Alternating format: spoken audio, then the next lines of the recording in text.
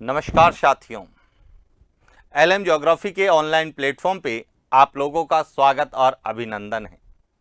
हम लोग बात कर रहे हैं भारत के भूगोल की, और भारत के भूगोल में सेकेंड ग्रेड जीके के अंतर्गत जो भारत के भू आकृति प्रदेश हैं, अपवा तंत्र हैं, प्राकृतिक वनस्पति है, ऊर्जा संसाधन है, उनको लेके क्या महत्वपूर्ण प्रश्न एग्जाम में पूछे जा सकते हैं या पूछे जाने की संभावना है, उन प्रश्नों पर हम लोग बात करें। तो इसी श्रृंखला में आज हम भारत की भू आकृति प्रदेश के कुछ और महत्वपूर्ण प्रश्न जो एग्जाम पॉइंट ऑफ व्यू से इंपॉर्टेंट है और जहां से प्रश्न पूछे जाने की संभावनाएं हैं, उन प्रश्नों पर बात करने वाले हैं। तो शुरुआत करते हैं आज के इस सेशन की। छोटा नागपुर पठार तथा शिलोंग पठार के मध्य का क्षेत्र है। A Nathula gap, B Malda gap, C सैनकोट गैप, डी डंकन गैप। यानी कि जो कि छोटा नागपुर का पठार, यदि आप प्रायद्वीप या पठारी प्रदेश को देखेंगे, यहां इस तरह से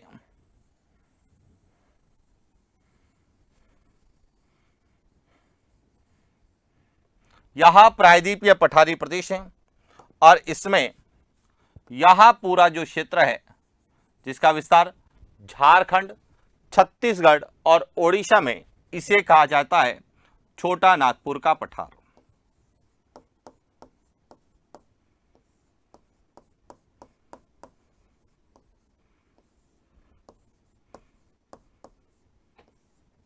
और इसी प्रायद्वीपीय पठारी प्रदेश का जो भाग है वह है एक यहां पर जिसे कहा जाता है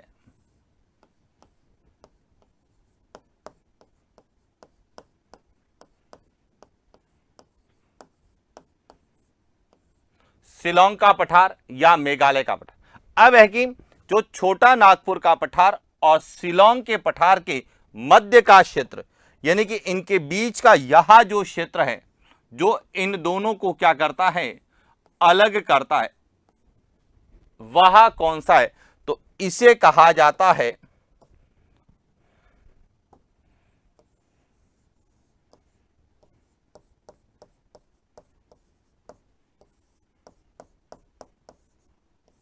मालदा गैप। क्या कहते हैं कि शिलोंग के पठार और छोटा नागपुर के पठार के मध्य गंगा और ब्रह्मपुत्र के द्वारा जो अवसाद लाने से एक मैदानी क्षेत्र का निर्माण होता है और इस गैप को क्या नाम दिया जाता है? मालदा गैप कहते हैं। इसका सही उत्तर क्या है? बी है। अब यहां समझने की बात है, कई बार यहां पे मालदा गैप की जगह इसे ही राजमहल, गारो गैप भी कई बार प्रश्न आया है कि राजमहल, गारो गैप किसके मध्य अवस्थित है। अब राजमहल, यह राजमहल की पहाड़ियां हैं, यानी कि छोटा नागपुर के जो पूर्व में जो पहाड़ियां हैं, इन्हें कहा जाता है राजमहल की पहाड़ियां। राजमहल की पहाड़ियां। और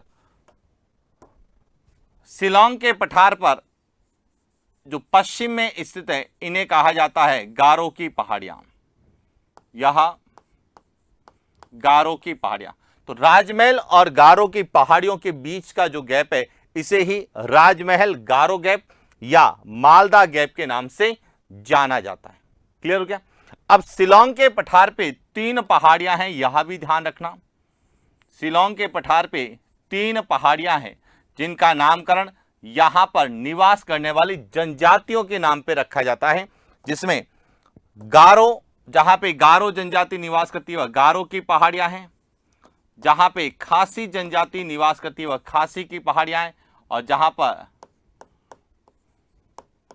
जयंती जनजाति निवास करती है वह जयंती की पहाड़ियां हैं।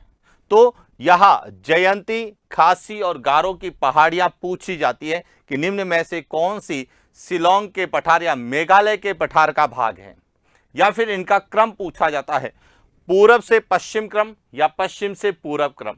जब पूरब से पश्चिम पूछा जाता है तो जयंती, खासी और गारो, और जब पश्चिम से पूरा पूछा जाता है तो गारो, खासी और जयंती की पहाड़ियां। क्लियर हो गया।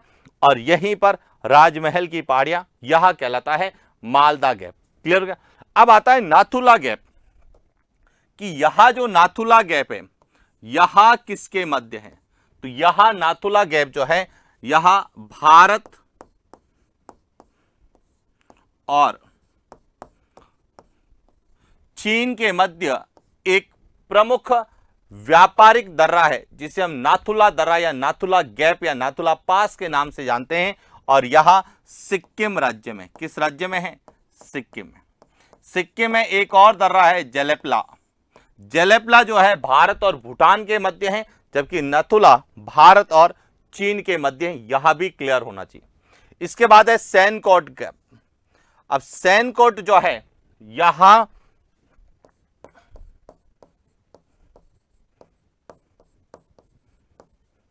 तिरुवनंतपुरम जो कि केरल राज्य में है या केरल की राजधानी है, यहां तिरुवनंतपुरम और मदुरई जो कि तमिलनाडु में,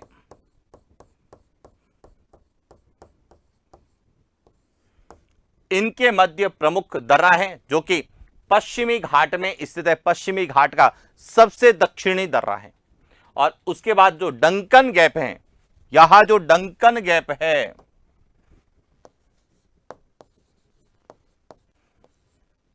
या जिसे डंकन दर्रा कहते हैं, यहां दक्षिणी अंडमान और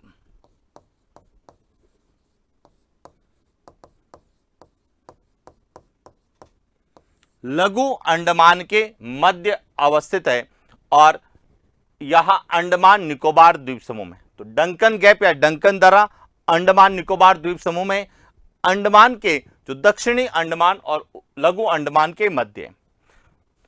सैनकोट गैप जो कि पश्चिमी घाट में है और यह केरल राज्य में है, जो कि तिरुवनंतपुरम केरल को मदुरई तमिलनाडु से जोड़ता है। मालदा गैप यह छोटा नागपुर और शिलोंग के पठार के मध्य है। और नाथुला दर्रा यह सिक्किम में भारत और चीन के मध्य। क्लियर हो गया। चले आगे, अगला प्रश्न। निम्न में से कौन सा सुमेलित नहीं है? ए भाबर अंतः भूमि का अपवाह, बी तराई दलदली क्षेत्र, सी भांगर पुरातन झलोड़, डी खादर परिपक्व झलोड़। यानी कि कौन सा सुमेलित नहीं है।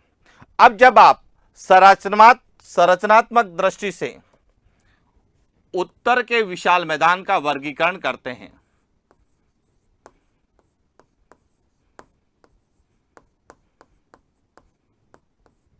संरचनात्मक दृष्टि से उत्तर के विशाल मैदान को 4 भागों में बांटा गया है।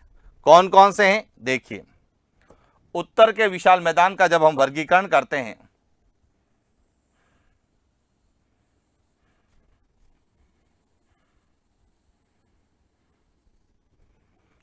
तो सबसे पहले जो क्षेत्र जो नदियों द्वारा लाए गए कंकर पत्थर से निर्मित है उसे कहा जाता है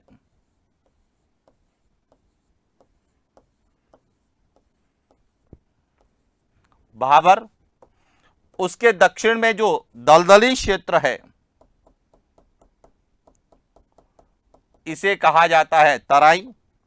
उसके बाद जो प्राचीन झलोड़ मृदा का क्षेत्र है उसे कहा जाता है बांगर। और जो नवीन झलोड़ मृदा का क्षेत्र है वह है खादर। और खादर का जो विस्तार है समुद्री और विस्तार वह कहलाता है डेल्टा। यानी कि सबसे पहले तो आएगा भाबर, उसके बाद तराई, फिर है बांगर, फिर है खादर और उसके बाद आता है डेल्टा। यह क्रम पूछा जाता है उत्तर से दक्षिण जो है उत्तर के विशाल मैदान का संरचनात्मक दृष्टि से क्रम क्या है। अब बात आती है भाबर की। भाबर जो है यह एक कंकड़ पत्थर युक्त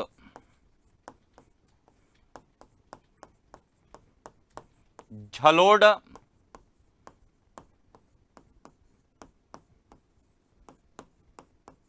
मृदा का क्षेत्र, यह कंकर पत्थर युक्त झलोड़ मृदा का क्षेत्र था।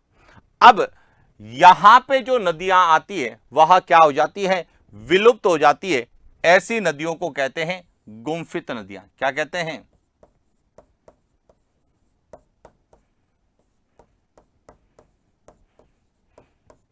या उन्हें कहा जाता है अंतः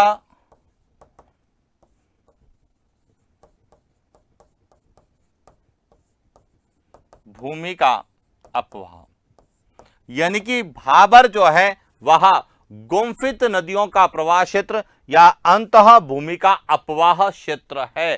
तो इसका मतलब है कि पहला तो सुमेलित है। इसके बाद जो तराई है यह एक दलदली झलोड़ मृदा का क्षेत्र है।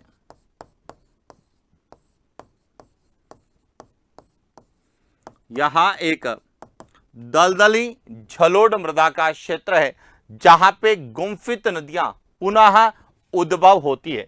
तो तराई यहां दलदली क्षेत्र है, यह भी सही है। इसके बाद आता है बांगर, या इसे भांगर भी लिखते हैं। यह प्राचीन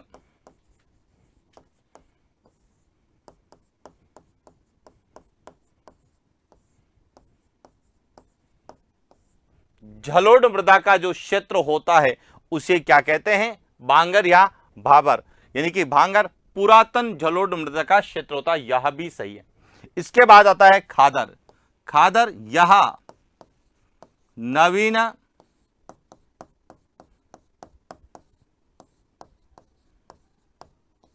झलोड़ मृदा का क्षेत्र है, जबकि खादर परिपक्व झलोड़ मृदा का क्षेत्र नहीं, यह नवीन झलोड़ मृदा का क्षेत्र है। इसीलिए इसका सही उत्तर क्या होगा, डी। निम्न में से कौन सा सुमेलित नहीं है, तो खादर परिपक्व झलोड़ मृदा का क्षेत्र नहीं होता है, क्योंकि परिपक्व मृदा में 5 परतें होती है, ओ ए बी सी आर।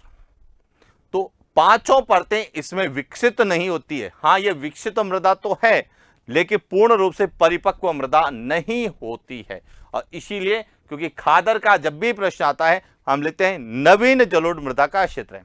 और डेल्टा जो है यह खादर का ही विस्तार माना जाता है। समुद्र की ओर जो विस्तार होता है उसे हम क्या कहते हैं, डेल्टा कहते हैं। क्लियर हो गया। तो इसीलिए यह संरचनात्मक दृष्टि से मैदानों के बारे में, उत्तर के विशाल मैदान के बारे में विशेष रूप से पूछा जाता है। चल आगे बात करते हैं अगले प्रश्न की। कोझिकोड बंदरगाह स्थित है, ए उड़ीसा में, बी आंध्र प्रदेश में, सी केरल में, डी तमिलनाडु में। अब देखिए सबसे पहले तो बंदरगाह कि भारत के जो है प्रमुख बंदरगाह जो कि भारत के तटीय प्रदेशों में स्थित है। अब कौन कौन से हैं, तो एक एक को लेके बात करते हैं। एक बंदरगाह तो जो है वह है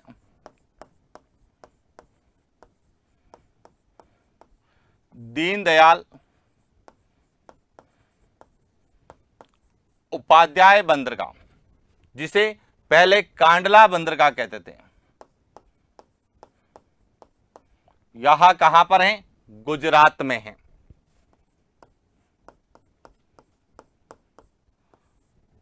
इसके बाद महाराष्ट्र में आएंगे तो आपको एक तो मिलेगा मुंबई बंदरगाह और दूसरा यहीं पर ही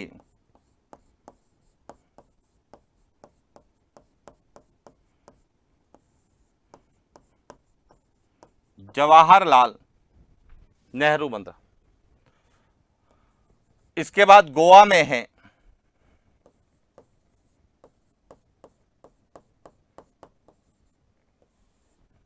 कर्नाटका में जब आप आएंगे तो यहां पर मंगलोर, और जब आप केरला में आएंगे तो यहां पर आपको मिलेगा कोझिकोड, या जिसे कोचीन बंदरगाह मिलेगा। तो इसका मतलब इसका सही उत्तर क्या है? सी। अब बात करते हैं पश्चिम बंगाल में। तो पश्चिम बंगाल में एक तो मिलता है कोलकाता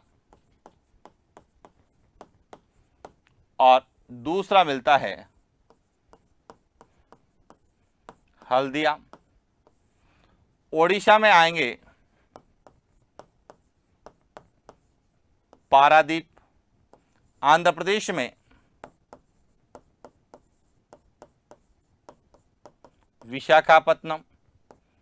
तमिलनाडु में आएंगे चेन्नई और एन्नोर।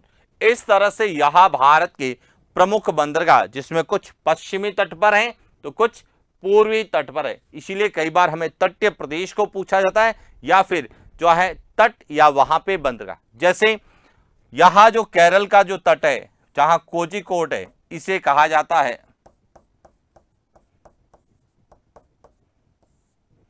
मालाबार तट कहा जाता है। इसी प्रकार कर्नाटक का जो तट है उसे कन्नड़ तट कहते हैं। क्या कहते हैं? कन्नड़ तट। महाराष्ट्र का जो तट है इसे कहा जाता है कोंकण तट। जो तमिलनाडु का जो तटीय प्रदेश है इसे कहा जाता है कोरोमंडल। और उड़ीसा और आंध्र प्रदेश का जो तट है इसे कहा जाता है उत्तरी सरकार तट।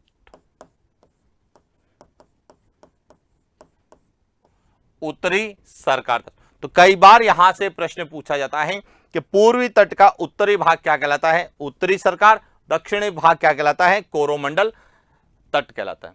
और अभी हाल ही में जो ओडिशा में बालासोर में जो घटना हुई है वह जो रेल हादसा जिसमें जो एक्सप्रेस विशेष रूप से प्रभावित हुई है उसका नाम है कोरोमंडल एक्सप्रेस। तो कहीं जो है करंट को आधार बना के भी पूछा जा सकता है कोरोमंडल एक्सप्रेस का। दूसरा कहां पे हुआ है? उड़ीसा में हुआ है। तो उड़ीसा का तटीय प्रदेश पूछा जा सकता है और उड़ीसा का आपको जो है बंदरगाह भी पूछा जा सकता है या उत्तरी सरकार तट के बारे में भी पूछा जा सकता है। क्लियर हो गया? चले आगे। अगला प्रश्न, अरब सागर में स्थित भारतीय द्वीपों की सबसे महत्वपूर्ण विशेषता है? ए, वे सभी आकार में बहुत छोटे हैं। बी, वे बहुत शुष्क जलवायु वाले हैं। सी, वे प्रवाल मूल के हैं। और डी, वे महाद्वीप के विस्तार हैं। अब देखिए सबसे पहले तो भारत के द्वीपों की बात करें।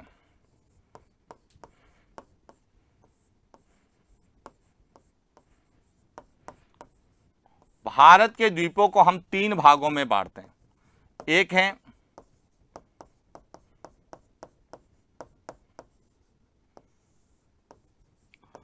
अरब सागरीय द्वीप, दूसरे हैं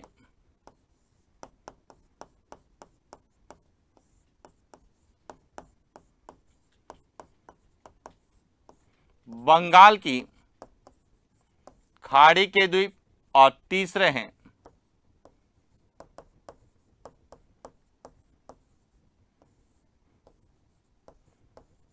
अपतटीय द्वीप। अब जो अरब सागर में द्वीप हैं या अरब सागरीय द्वीप समूह को हम संयुक्त रूप से कहते हैं लक्षद्वीप समूह।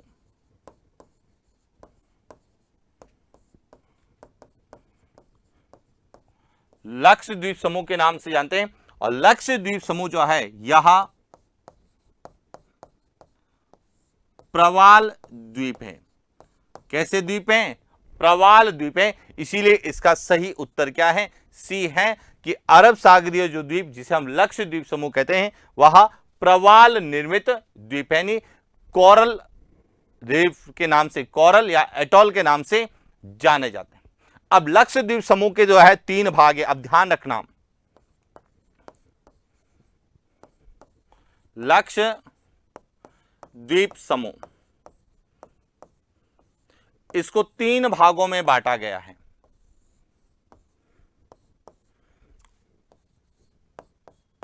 उत्तरी भाग है,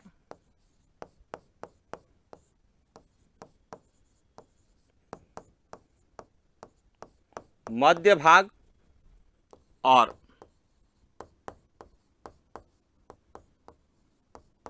दक्षिणी भाग। अब जो उत्तरी भाग है इसे कहा जाता है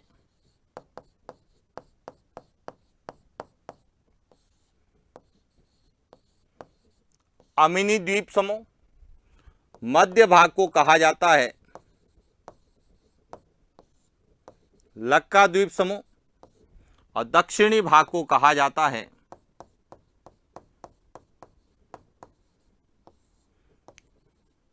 मिनिकॉय द्वीप समूह।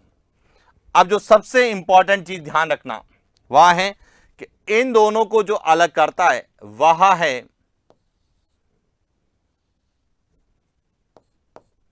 11 डिग्री चैनल। कौन सा है? 11 डिग्री चैनल। और इन दोनों को जो अलग करता है वह है 9 डिग्री चैनल। तो यह चैनल भी हमें क्लियर होने चाहिए। अब इसके बाद जो बंगाल की खाड़ी के द्वीप हैं इन्हें कहा जाता है अंडमान निकोबार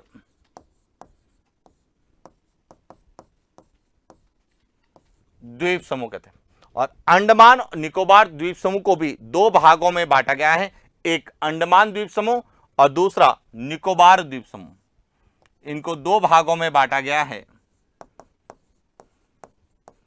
अंडमान और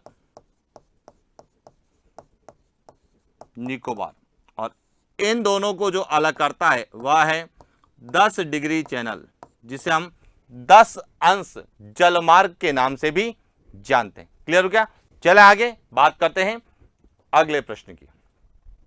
भारत की निम्नलिखित में से कौन सी नदी एचुरी ज्वार नदमुख बनाती है? ए गोदावरी, बी नर्मदा, सी कृष्णा, डी कावेरी। अब समझना यहां से कि जो नदियां हैं प्रायद्वीपीय भारत की, जो नदियां हैं उनको 2 भागों में विभाजित किया गया है। एक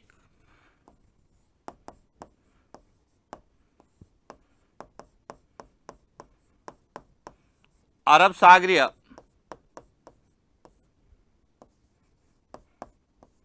तंत्र की नदियां और दूसरा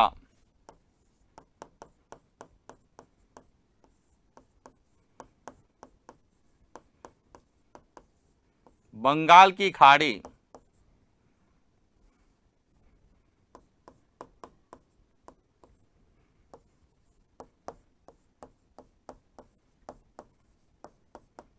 तंत्र की नदियां। अब जो अरब सागरीय तंत्र की नदियां हैं यह सभी एचुरी या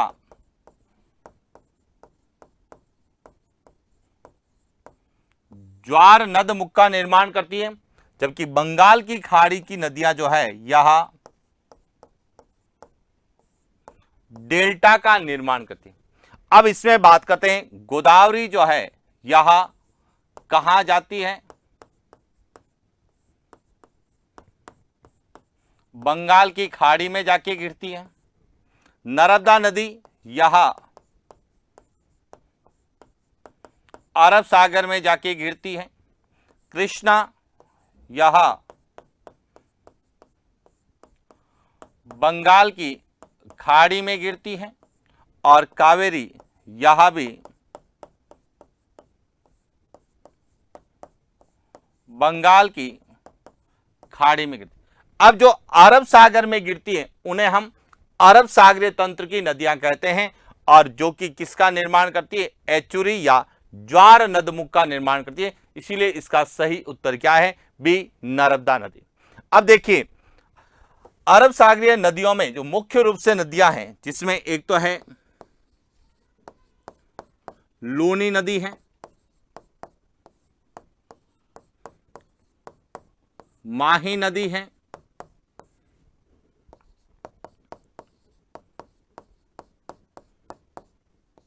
साबरमती नदी है, नर्मदा नदी है,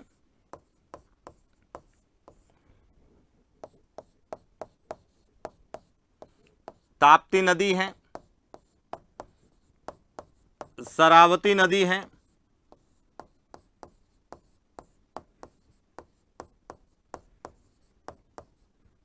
और पेरियार नदी। यहां जो है भारत की प्रमुख नदियां जो कि प्रायद्वीपीय भारत में बहती है और अपना जल कहां ले जाती है, अरब सागर में। यह सब एचुरी ज्वार नदमुख का निर्माण करती है। जबकि बंगाल की खाड़ी तंत्र की नदियों की बात करें तो इसमें महानदी, गोदावरी, कृष्णा और कावेरी यह प्रमुख नदियां हैं जो कि डेल्टा का निर्माण करती है। महानदी का डेल्टा उत्कल का मैदान कहलाता है, गोदावरी और कृष्णा का जो है डेल्टा वह के जी डेल्टा के नाम से जाना जाता है, और कावेरी का डेल्टा है। क्लियर हो गया? तो इसलिए ध्यान रखना, एचुरी जो है या ज्वार नदमुख यह सदैव वे नदियां जो अपना जल अरब सागर में ले जाती है वही बनाएगी। अब ये क्यों बनाएगी, इसका कारण है कि ये जो नदियां हैं यह तीव्रगामी होती है, तीव्रगामी होती है एक तो, दूसरा यह कम दूरी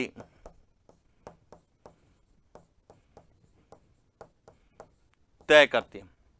कम दूरी तय करने के कारण और तेज बहाव के कारण यह अपना जल के साथ जितने भी अवसाद हैं वह समुद्र में ले जाती है। इसके विपरीत में बंगाल की खाड़ी की नदियां एक तो लंबी दूरी तय करती है और यह मंद गति से चलती है, इसीलिए यह जितना भी अपने साथ अवसाद लेके आती है वह समुद्र के किनारे जमा करती है, जिसे हम डेल्टा के नाम से जानते हैं। चले आगे बात करते हैं अगले प्रश्न की। नीचे दिए गए कूट की सहायता से निम्नलिखित पहाड़ियों का सही उत्तर दक्षिण क्रम बताइए। पहला है अन्नामलाई की पहाड़ियां, दूसरी है पालनी की पहाड़ियां, तीसरी है इलायची की पहाड़ियां। अब देखिए, सबसे पहले तो आपको यह पता होना चाहिए कि जो हमारा प्रायद्वीपीय भारत है, यहां जो प्रायद्वीपीय पठारी प्रदेश के नाम से जानते हैं, इसमें पहाड़ियां कौन कौन सी है। तो देखिए, यदि हम राजस्थान से बात करें तो एक तो मिलेगी आपको उत्तर में अरावली, अरावली, उसके बाद आपको मिलेगी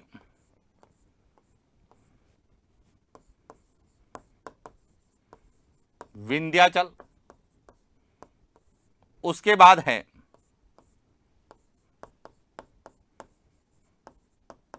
सतपुड़ा, इसके बाद जो है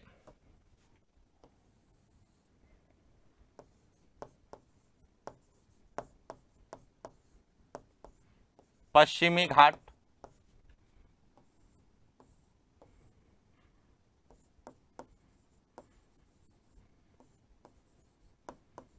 पूर्वी घाट, इसके बाद आपको जो मिलेगी वहां मिलेगी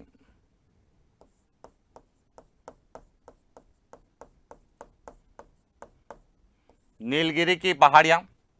नीलगिरी की पहाड़ियों के दक्षिण में जो है वह है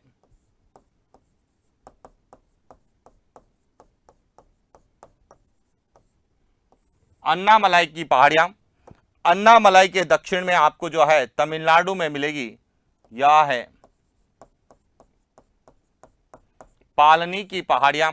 और जो सबसे दक्षिण में आपको मिलेगी जो केरला में, यह है इलायची की पहाड़ियां। तो इस तरह से प्रायद्वीपीय पठारी प्रदेश में पहाड़ियां। अब इन्होंने पूछा है उत्तर से दक्षिण क्रम। तो उत्तर में सबसे पहले तो यह एक है, इसके बाद 2 नंबर पर यह आएगी और सबसे दक्षिण में क्या आएगी, 3। अब देखिए, अन्नामलाई की पहाड़ियां 1 नंबर पे, पालनी की पहाड़ियां 2 नंबर पे और इलायची की पहाड़ियां 3, यानी इनका क्रम क्या होगा, 1, 2 और 3। इसका सही उत्तर क्या है? ए है। तो ये ध्यान रखना, इस तरह से मानचित्र बेस हमें प्रश्न पूछे जाते हैं। अब इसी प्रकार देखिए, पूर्वी घाट के संदर्भ में भी पूछा था कि पूर्वी घाट की जो प्रमुख पहाड़ियां हैं उसमें देखिए, एक तो आपको वेलिकोंडा की पहाड़ियां याद होना चाहिए, उसके बाद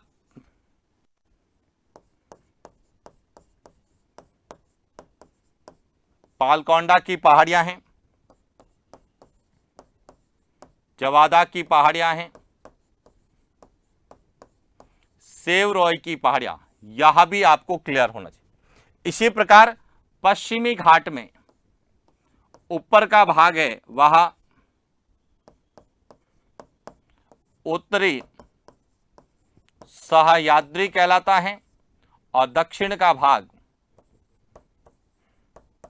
दक्षिणी सह्याद्री कहलाता है। और इन दोनों को अलग करने वाला जो चैनल है वह है 16 डिग्री चैनल। 16 डिग्री जो चैनल है वह उत्तरी सह्याद्री को दक्षिणी सह्याद्री से क्या करता है? अलग करता है, यानी पश्चिमी घाट को दो भागों में विभाजित करता है। क्लियर? और उत्तरी सह्याद्री की सबसे ऊंची चोटी है वह है कालसुबोई।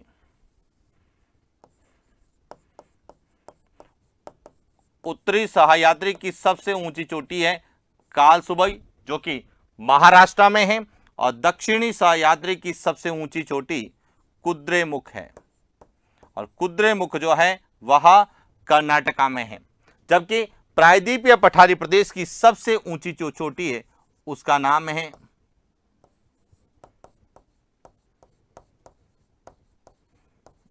अनाईमुडी, और नीलगिरी की जो सबसे ऊंची चोटी है इसका नाम है डोडा बेटा, और पूर्वी घाट की जो सबसे ऊंची चोटी है उसका नाम है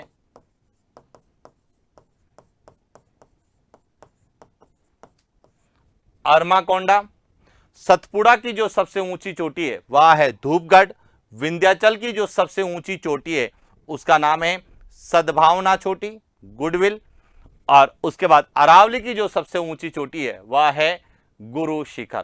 तो यहां पहाड़ियां और इनकी चोटियां भी हमें एग्जाम में पूछी जा सकती है। क्लियर? चले आगे अगले प्रश्न पर। निम्न में से कौन प्रायद्वीपीय भारत के पूर्वी पठार प्रदेश का भाग है? ए बुंदेलखंड उच्चभूमि, बी विंध्यन कगार क्षेत्र, सी गडजात पहाड़ियां, डी नर्मदा घाटी। देखिए क्या पूछा है, प्रायद्वीपीय भारत के पूर्वी पठार प्रदेश का भाग है। अब सबसे पहले तो आपको यह पता होना चाहिए कि प्रायद्वीपीय पठारी प्रदेश को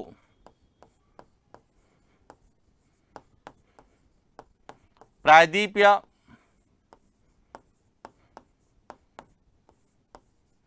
जो पठारी प्रदेश हैं इसको अलग अलग भागों में विभाजित किया गया। एक कहलाती है इस केंद्रीय उच्चभूमि,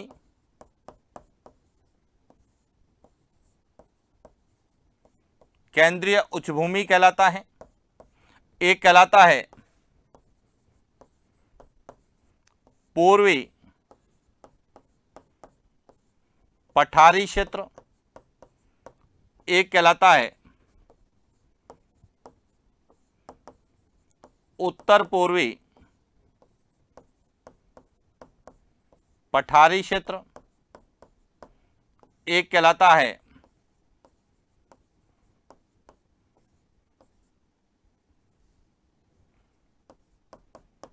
दक्कन ट्रैप, और एक कहलाता है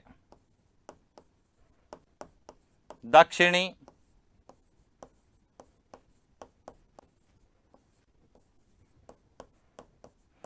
इस तरह से प्रायद्वीपीय पठारी प्रदेश का अलग अलग विभाजन किया गया।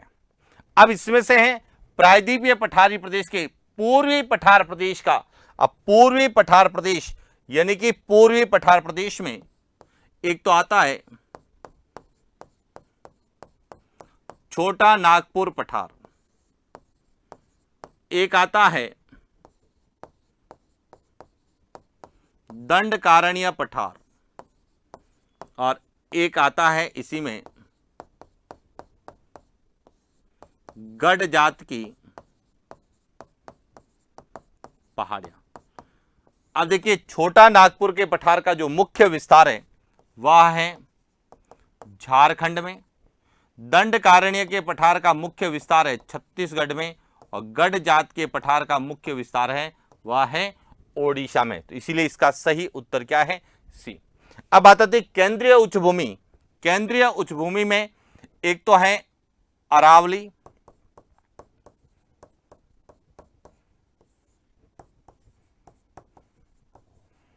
विंध्याचल,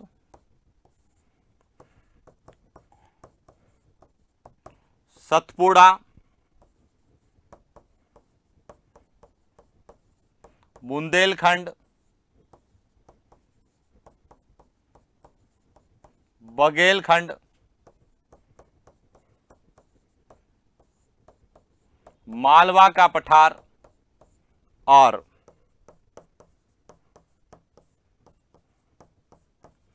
मेवाड़ का पठार। तो अब बुंदेलखंड उच्चभूमि केंद्रीय उच्चभूमि का भाग है। विंध्यन कगार क्षेत्र जो कि विंध्याचल और अरावली के क्षेत्र में है, तो वह भी केंद्रीय उच्चभूमि में। और नर्मदा नदी घाटी यह सतपुड़ा और विंध्याचल के मध्य स्थित है, जो कि केंद्रीय उच्चभूमि का भाग है। अब इसमें यदि आप बात करेंगे उत्तर पूर्वी पठारी प्रदेश में, तो इसमें आता है शिलोंग का पठार, या जिसे हम मेघालय का पठार कहते हैं, वह इसके अंतर। दक्कन ट्रैप में दक्कन का पठार, मैसूर का पठार यहां आते हैं। प्रायद्वीपीय पर्वतीय क्षेत्र में पूर्वी घाट, पश्चिमी घाट, नीलगिरी की पहाड़ियां, अन्नामलाई की पहाड़ियां, यह सभी आते। तो इसीलिए हमें पूरे फैक्ट याद हो या ना हो, लेकिन हर क्षेत्र का वर्गीकरण अच्छे से पता होना चाहिए कि कौन सा भाग किसके अंतर्गत आता है। क्योंकि आजकल जो अधिकांश प्रश्न है वह मानचित्र आधारित प्रश्न पूछे जाते हैं कि आपको लोकेशन पता है या नहीं है, या वहां पे क्या प्रमुख विशेषता है। क्लियर हो गया? चले आगे बात करते हैं अगले प्रश्न की। शांत घाटी साइलेंट वैली संबंधित है ए हिमाचल प्रदेश, बी कर्नाटक, सी केरल, डी महाराष्ट्र। देखिए, साइलेंट वैली शांत घाटी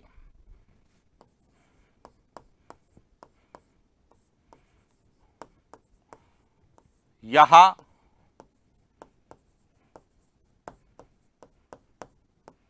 पश्चिमी घाट में,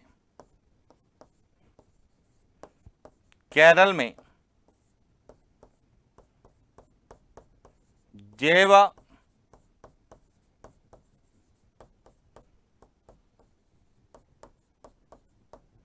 विविधता क्षेत्र है। इसका सही उत्तर क्या होगा?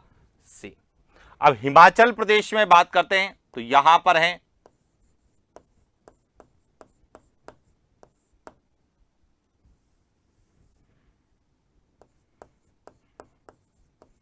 लाहौल,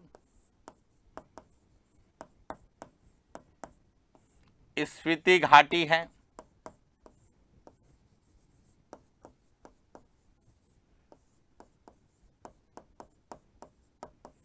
कुल्लू कांगड़ी है, शिमला है, कालका। यहां जो है प्रमुख भौगोलिक क्षेत्र है। कर्नाटका में जाएंगे तो यहां पे मुख्य रूप से आपको बाबा बुदन की पहाड़ियां मिलेगी, कुद्रेमुख मिलेगा। और महाराष्ट्र में जो है वह आपको दक्कन ट्रैप मिलेगा। क्लियर हो गया? चला आगे।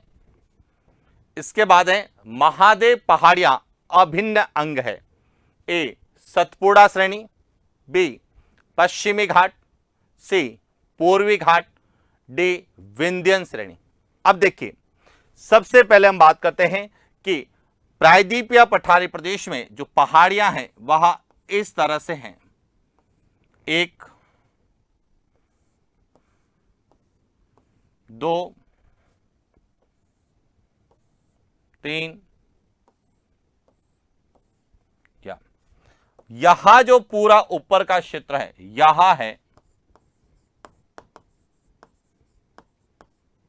विंध्यन श्रेणी, यहां है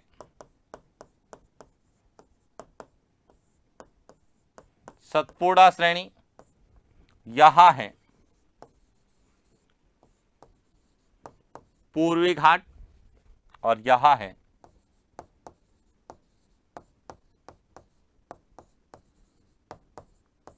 पश्चिमी घाट। अब विंध्यन श्रेणी में कौन कौन सी है? तो विंध्यन श्रेणी में सबसे पहले हैं जोबट हिल है,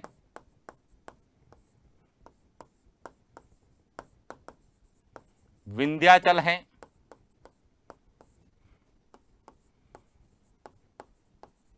भंडारी की पहाड़ियां हैं और कैमूर की पहाड़ियां। सतपुड़ा में है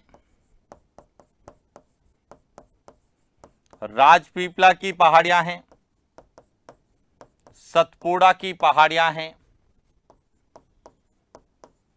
महादेव की पहाड़ियां हैं और मैकाले की पहाड़ियां। पश्चिमी घाट में जाएंगे तो उत्तरी सह्याद्री है और दक्षिणी सह्याद्री। पूर्वी घाट में जाएंगे वेलिकोंडा है,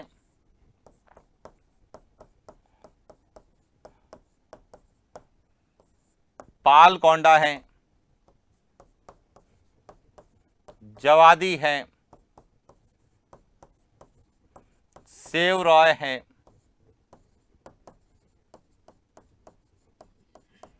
पंचमलाई की पहाड़ियां हैं, सुरुमलाई की पहाड़ियां। अब पूछा गया है महादेव की पहाड़ियां, तो अब महादेव की जो पहाड़ियां हैं यहां किसका भाग है? सतपुड़ा श्रेणी का भाग है। इसका सही उत्तर है ए। और महादेव की पहाड़ियों की जो सर्वोच्च चोटी है इसका नाम है धूपगढ़। क्या नाम है? धूपगढ़। जबकि पश्चिमी घाट में दक्षिणी सह्याद्री की जो सबसे ऊंची चोटी है जिसे हम कहते हैं कुद्रेमुख,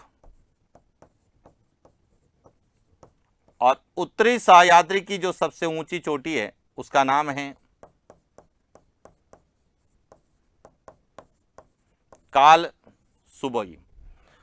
पूर्वी घाट की जो सबसे ऊंची चोटी है उसका नाम है अरमाकोंडा।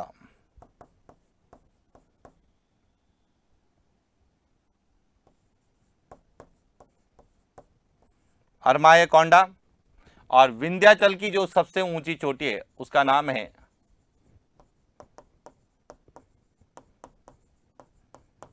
सद्भावना चोटी, गुडविल। क्लियर हो गया? तो इस तरह से महादेव की पहाड़ियों की सबसे ऊंची चोटी कौन सी है? धूपगढ़। और यहीं पर जो है पंचमढ़ी जो कि एक मध्य भारत का प्रमुख हिल स्टेशन भी है। अगला प्रश्न, निम्नलिखित में से उत्तरी पर्वतीय प्रदेश को उत्तर के विशाल मैदान से पृथक करने वाला संक्रमण क्षेत्र है। अब देखिए उत्तरी पर्वतीय प्रदेश, उत्तरी पर्वतीय प्रदेश में सबसे उत्तर में है ट्रांस हिमालय, उसके दक्षिण में है महान हिमालय, उसके दक्षिण में है लघु हिमालय, उसके दक्षिण में जो है वह है शिवालिक। यहां पूरा जो क्षेत्र है यहां कहलाता है उत्तरी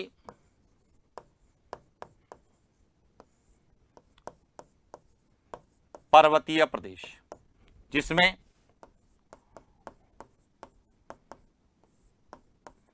ट्रांस हिमालय,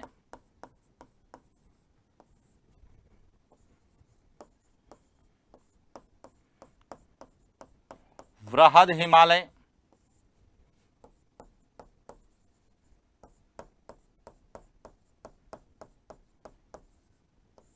लघु हिमालय और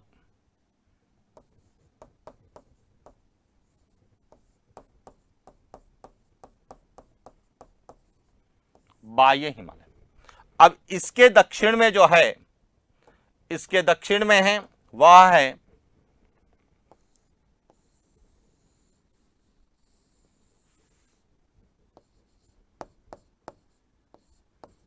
उत्तर का विशाल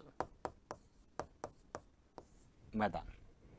अब देखिए यहां कह रहा है उत्तरी पर्वतीय प्रदेश और उत्तर के विशाल, यानी कि इन दोनों के बीच में जो एक संक्रमण क्षेत्र है उसे कहा जाता है HFF। यहां F है, यह ध्यान रखना, HFF, यानी कि इसका पूरा नाम है हिमालयन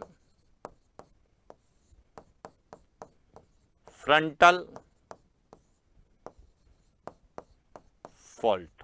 इसका जो सही उत्तर है वह है डी, कि उत्तर के पर्वतीय प्रदेश और उत्तर के विशाल मैदान को जो अलग करने वाला जो संक्रमण क्षेत्र है उसे कहा जाता है हिमालयन फ्रंटल फॉल्ट। अब यहां पे समझना कि ट्रांस हिमालय और यहां पर है इंडो सांगपो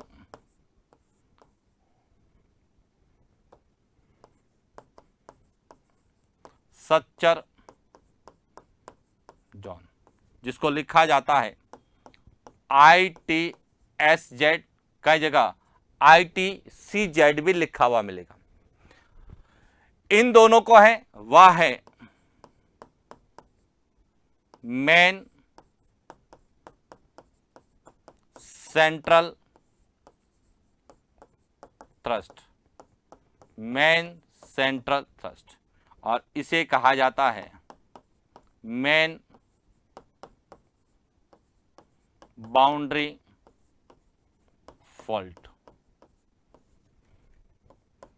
MBF। अब क्लियर हो चुका होगा यहां किसके मध्य है, यहां किसके मध्य है, यहां किसके मध्य। अब एक और पॉइंट ध्यान रखना, सबसे बड़ी समस्या आती है इन दोनों के मध्य। क्या आती है? अब एक पॉइंट और नोट करना, क्योंकि हम अंग्रेजी में बहुत अच्छे से पढ़ के जाते हैं लेकिन परीक्षा में केवल हमें इनका हिंदी दे रखा होता, तो इसको जो है हिंदी में कहा जाता है मुख्य सीमांत भ्रंश। यह ध्यान रखना, मुख्य सीमांत भ्रंश किसके मध्य है? लघु हिमालय और बाह्य हिमालय के मध्य। और मेन सेंट्रल थ्रस्ट मुख्य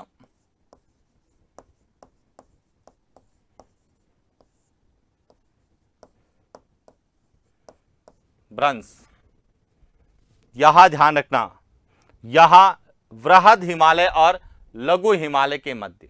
और यहां पे पूछा जाएगा इंडो सांगपो सच्चर जॉन। तो ये विशेष रूप से याद रख के जाना, यहां से प्रश्न हर बार एक पूछा जाता है। अब देखिए ट्रांस हिमालय में भी जो है पर्वत श्रेणियां उनको भी पूछा जाता है। काराकोरम है उत्तर में, उसके बाद लद्दाख है, उसके बाद कैलाश है, और उसके बाद जास्कर है। तो अब ध्यान रखना, यह इंडो सांगपो सच्चर जॉन यह जास्कर और वृहद हिमालय के मध्य है, और कई बार हमें ट्रांस हिमालय की जगह पार हिमालय भी लिखा हुआ मिलता है।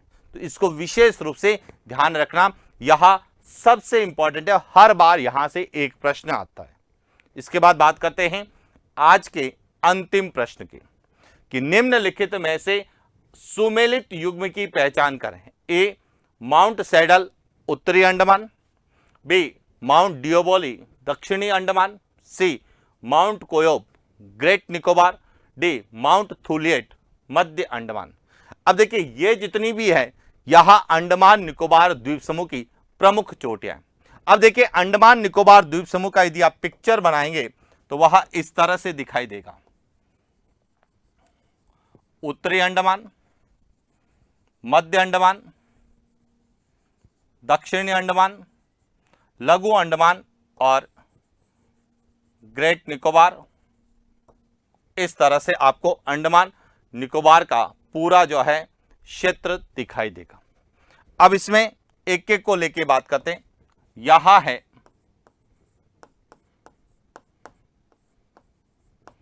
उत्तरी अंडमान और इसकी जो सर्वोच्च चोटी है उसका नाम है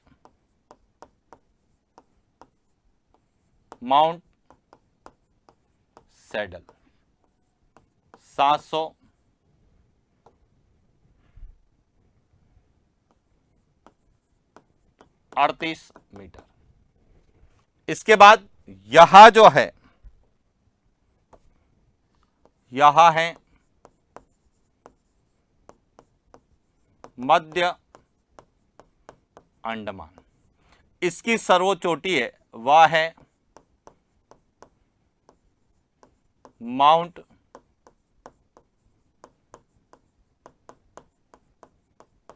डिओबोली। इसके बाद है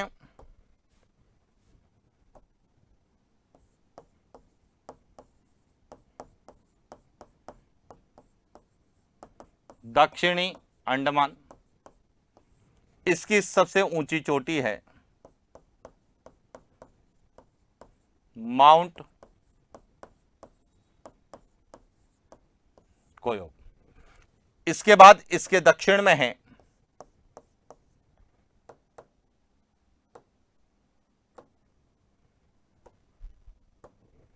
यहां है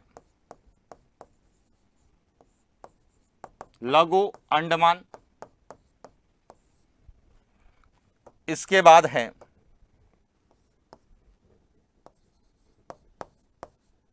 कोर निकोबार। इसके बाद है लघु निकोबार और सबसे दक्षिण में है ग्रेट निकोबार और इसकी सबसे ऊंची चोटी है वह है माउंट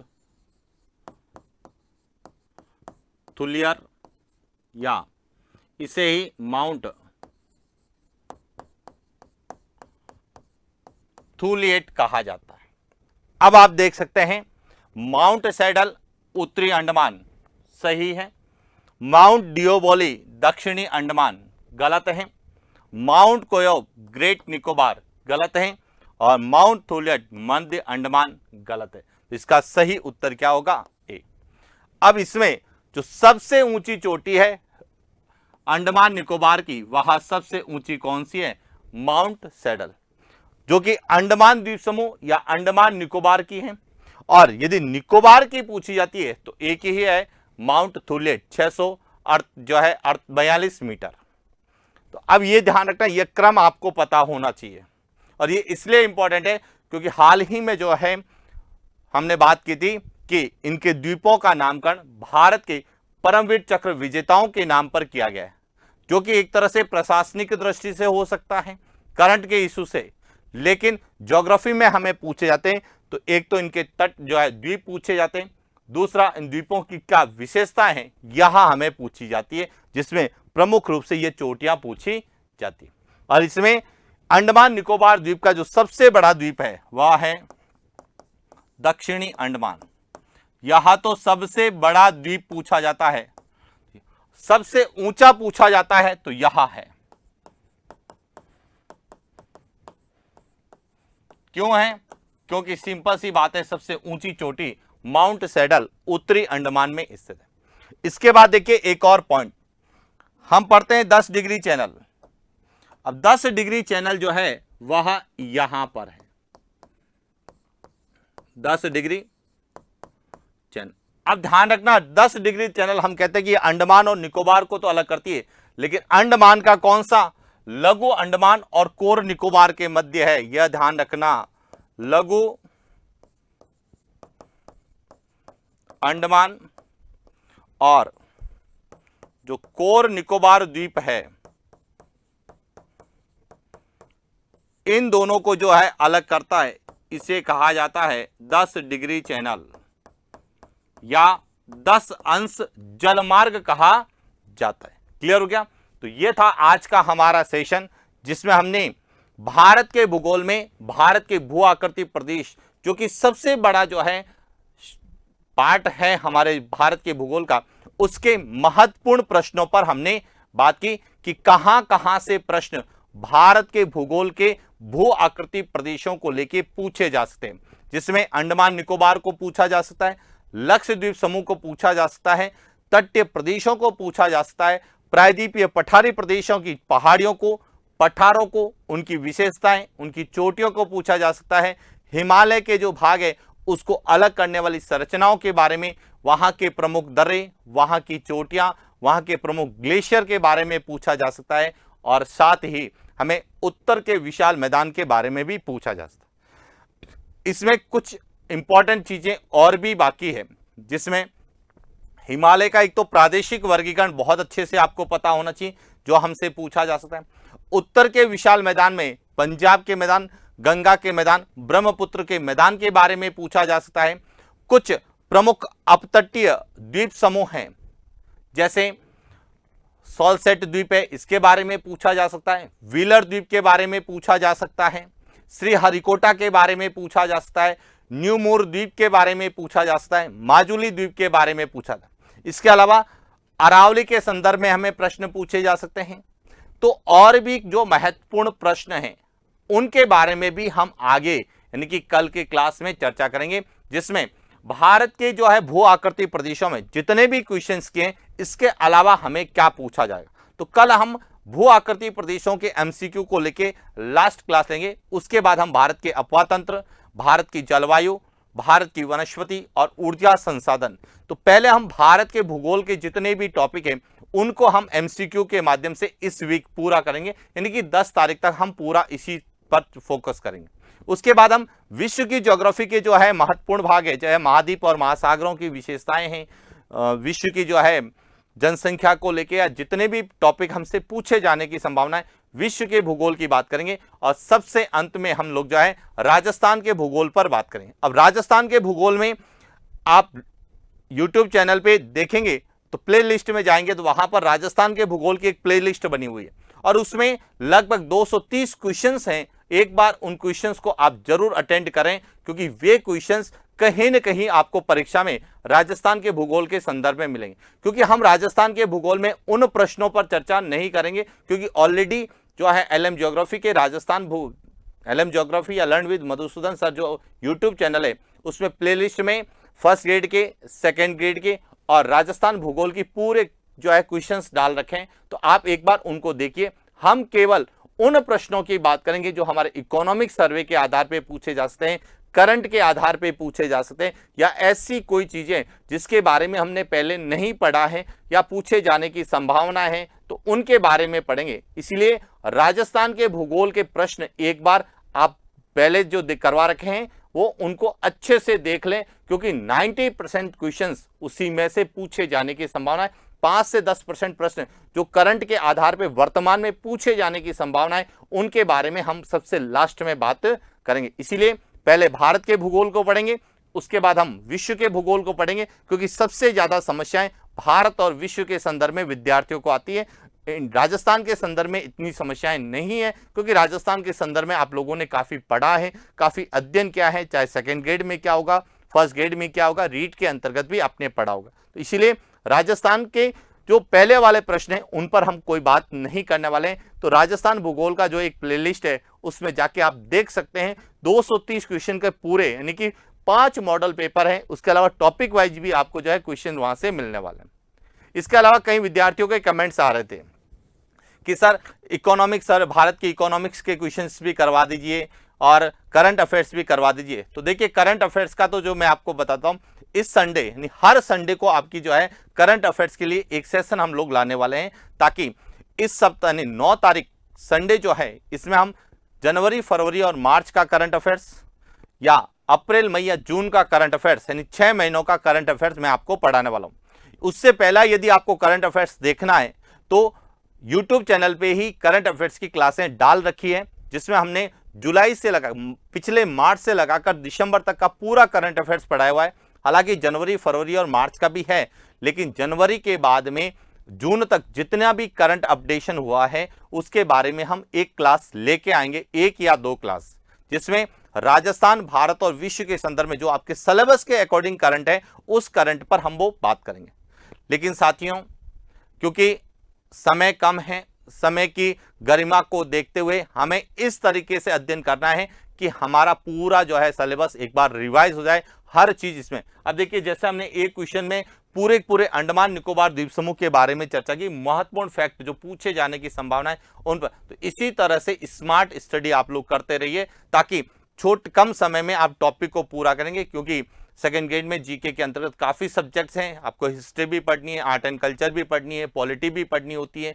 तो इसीलिए विशेष रूप से हम केवल उन्हीं जो है ज्योग्राफी के महत्वपूर्ण मुद्दों पर बात करेंगे जो एग्जाम पॉइंट ऑफ व्यू से इंपॉर्टेंट है। क्लियर? और आप अपने सुझाव कमेंट्स जरूर लिखें पॉजिटिव, क्योंकि आपके जो कमेंट्स आते हैं जब हम उनको देखते हैं तो निश्चित रूप से हमें कहीं न कहीं पॉजिटिव एनर्जी मिलती है, और वही पॉजिटिव एनर्जी जो है हमें पॉजिटिव रिजल्ट देने में भी सहयोगी होती है। यानी कि positive energy gives positive result, की सकारात्मक ऊर्जा सदैव सकारात्मक परिणाम देती है। तो निश्चित रूप से आपका एक कमेंट हमें पॉजिटिव जो है क्या देगा, एनर्जी देगा, और यही पॉजिटिव एनर्जी हम मिलकर रिजल्ट में कन्वर्ट करने वाला है। तो आज के लिए इतना ही, मिलते हैं नेक्स्ट क्लास। Thank you.